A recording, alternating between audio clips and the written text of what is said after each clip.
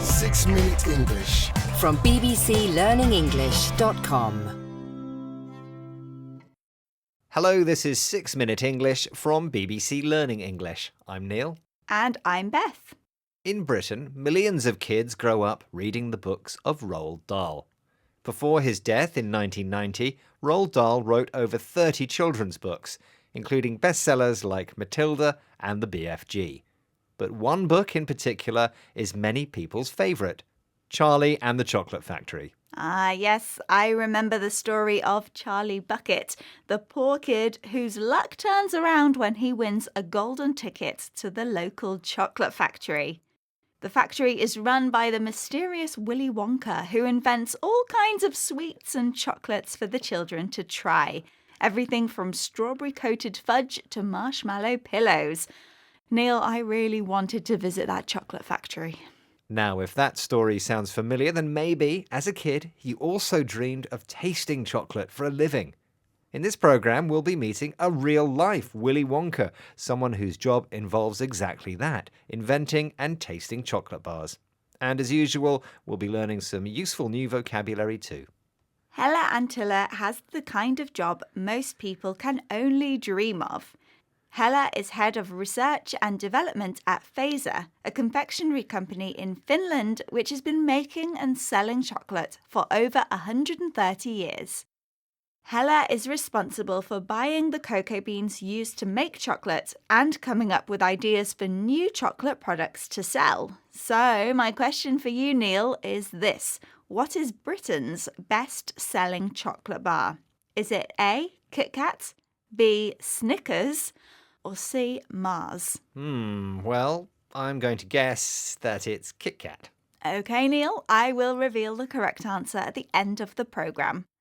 With over 6,000 employees, Fazer is Finland's largest chocolate maker.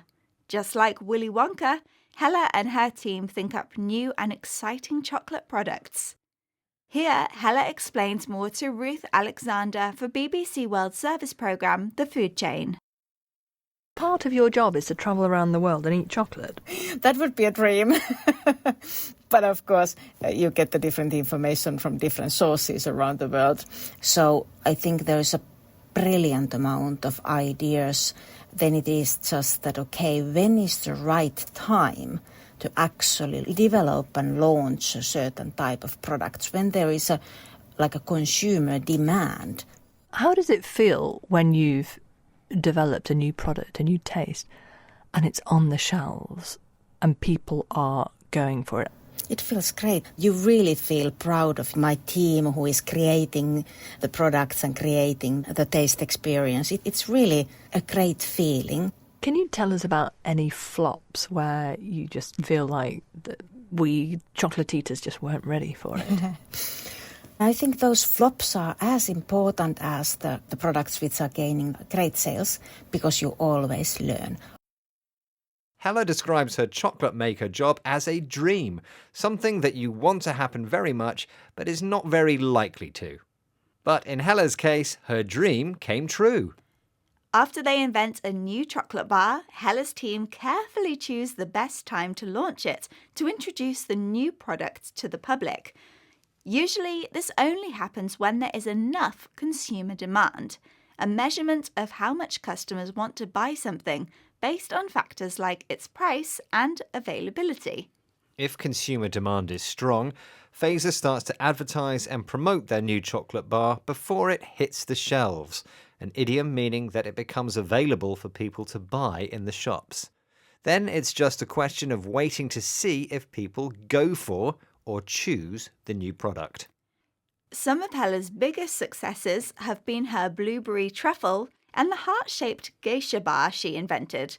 But sometimes the new chocolate bar she thinks up is a flop, completely unsuccessful or a failure. Flop or not, Hella thinks she has one of the best jobs in the world, even if she doesn't get to eat as much of her chocolate inventions as Willy Wonka. Anyway, speaking of best-selling chocolate, isn't it time to reveal the answer to your question, Beth? Right, I asked you about Britain's best-selling chocolate bar, and you guessed it's the Kit Kat, which was the wrong answer, I'm afraid, Neil. In fact, the UK's most popular chocolate is the Mars bar, meaning that over 3 million bars get made every day.